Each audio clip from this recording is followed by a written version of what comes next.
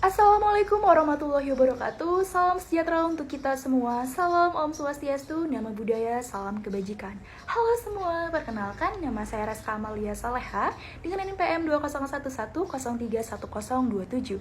Di sini saya akan mempresentasikan hasil proyek manajemen audit pada bab 3, di mana pada bab 3 berisi mengenai hasil dan juga rekomendasi yang ditunjukkan kepada pimpinan Bimbel Delta Nata. Yang harapannya video ini dapat dijadikan acuan untuk memperbaiki kualitas SDM di Bimbel Delta Natar agar kedepannya memiliki kualitas yang lebih baik lagi. Baik, langsung saja kita akan membahas terkait hasil dan temuan. Baiklah, setelah kami melewati proses audit SDM yang cukup panjang, di mana salah satunya kami melakukan interview langsung di Bimbel Delta Natar, kami menemukan beberapa kelemahan yang ada pada kualitas SDM di sana, di mana salah satunya kelemahan tersebut ada pada proses rekrutmennya. Jadi, calon pengajar atau tutor atau recruiter itu hanya mengandalkan proses administrasi saja. Jadi, seleksinya itu hanya berdasarkan CV. Tidak ada proses tes tertulis maupun interview seperti rekrutmen yang ada pada unit kegiatan usaha lainnya di luar sana. Kemudian yang kedua, itu terjadi pada penilaian atas kinerja karyawannya. Karena pada Bimbel Delta itu penilaiannya bersifat tersirat. Jadi belum ada yang baku, belum ada lembar kinerja penilaian karyawannya, kemudian belum ada formnya seperti itu.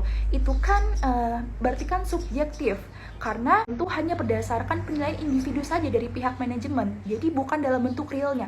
Kemudian yang ketiga, itu kelemahannya terjadi pada bagian kesehatan dan keselamatan kerja. Jadi belum ada standar atau ketentuan khusus yang mengatur kesehatan dan keselamatan kerja pada Bimbel Delta. Jadi belum ada program-program yang baik yang akan diberikan kepada tenaga pengajar maupun murid yang ada di sana, seperti itu. Kemudian kelemahan yang keempat, yaitu mengenai sistem PHK-nya. Jadi pihak manajemen belum memiliki ketentuan khusus sistem PHK-nya itu mau dibuat seperti apa. Jadi hanya berdasarkan tingkat toleransi dari pimpinan ataupun kepada pihak cabang. Nah, dari beberapa kelemahan yang telah saya sampaikan sebelumnya, maka kami akan memberikan rekomendasi sebagai koreksi atau langkah utama sebagai perbaikan yang dapat diambil dan diimplementasikan pihak manajemen untuk memperbaiki kelemahan tersebut. Untuk poin rekomendasinya akan dijelaskan oleh rekan saya berikutnya. Rekomendasi yang dapat digunakan oleh pihak Deltacom yaitu, yang pertama, Deltacom harus membuat proses rekrutmen dalam beberapa tahapan, sehingga proses rekrutmen benar-benar berjalan dengan baik dan mendapatkan karyawan yang lebih potensial dalam melaksanakan tugas dan tanggung jawab. Berikut contoh tahapan rekrutmen yang efektif. Yang pertama yaitu identifikasi kebutuhan posisi. Perlu dilakukan identifikasi terlebih dahulu pada posisi baru ataupun pada saat pergantian karyawan di perusahaan atau Deltacom. Hal yang perlu dilakukan adalah melihat kondisi karyawan yang memiliki beban kerja terlalu banyak sehingga memerlukan bantuan. Yang kedua yaitu rencanakan perekrutan dengan matang atau saksama. Hal ini berkaitan dengan bagaimana tim HRD akan mempublikasikan informasi lowongannya, siapa yang akan meninjau perekrutan, siapa yang akan berpartisipasi dalam proses wawancara, dan lain sebagainya.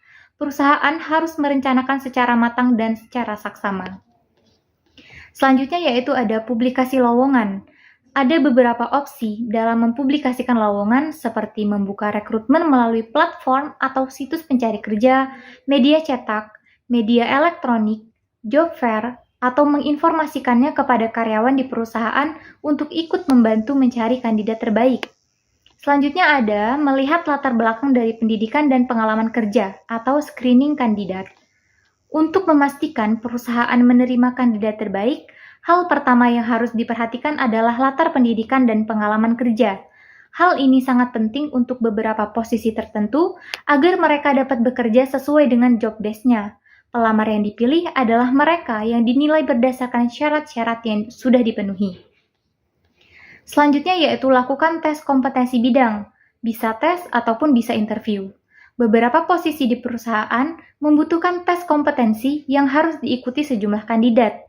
Dengan melakukan tes kompetensi bidang, perusahaan dapat menilai seberapa kompeten kandidat tersebut dalam bekerja sesuai posisi yang dilamar. Selanjutnya yaitu offering.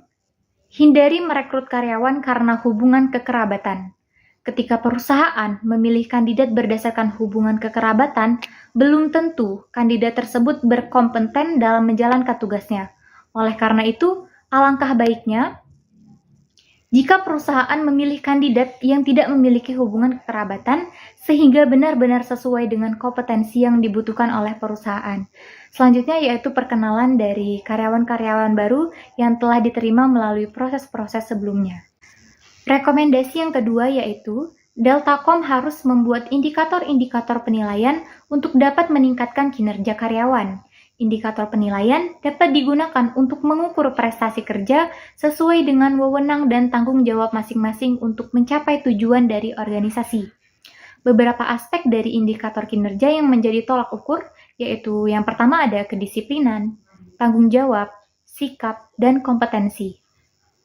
Karyawan yang memiliki penilaian indikator kinerja yang sempurna dapat diberi reward dengan skor dari rentang lebih dari sama dengan 85 dan sebaliknya untuk karyawan yang memiliki penilaian indikator kinerja yang kurang baik dapat diberi punishment ataupun hukuman dengan rentang skor dari kurang dari sama dengan 50 ataupun teguran khusus dalam mendukung peningkatan kinerja karyawan.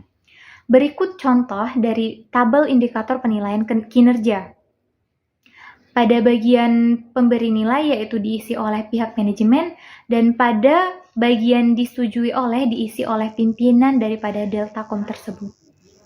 Rekomendasi yang ketiga yaitu Deltacom dapat membuat ketentuan khusus terkait kesehatan dan keselamatan kerja yang harus ditaati oleh seluruh karyawan, mengingat banyak siswa dan bimbel berasal dari anak-anak yang masih di bawah umur yang masih memerlukan pengawasan orang dewasa. Deltacom dapat mencari program yang cocok untuk digunakan. Misalnya, Deltacom membuat ruangan khusus sebagai bentuk pertolongan pertama jika ada pengajar ataupun siswa yang sakit. Selain itu, bimbel Delta atau Deltacom dapat membuat program BPJS untuk karyawan bagi yang belum memiliki BPJS, atau bisa juga menerapkan program asuransi kesehatan. Sumber dana dari pembuatan program tersebut bisa berasal dari penyisihan dana dari kegiatan operasional Deltacom atau bisa disebut sebagai dana darurat apabila terdapat karyawan yang sakit yang membutuhkan dana cepat.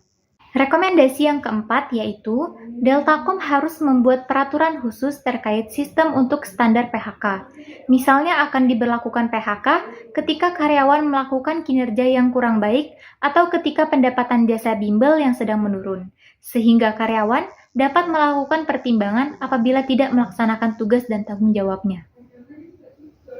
Dalam Undang-Undang Nomor 11 Tahun 2020 tentang Cipta Kerja telah diatur bagaimana prosedur dan tata cara pemutusan hubungan kerja yang harus ditaati oleh pengusaha dan pekerja. Pengambilan keputusan untuk melakukan perbaikan atas kelemahan yang ada sepenuhnya diserahkan kepada pihak manajemen.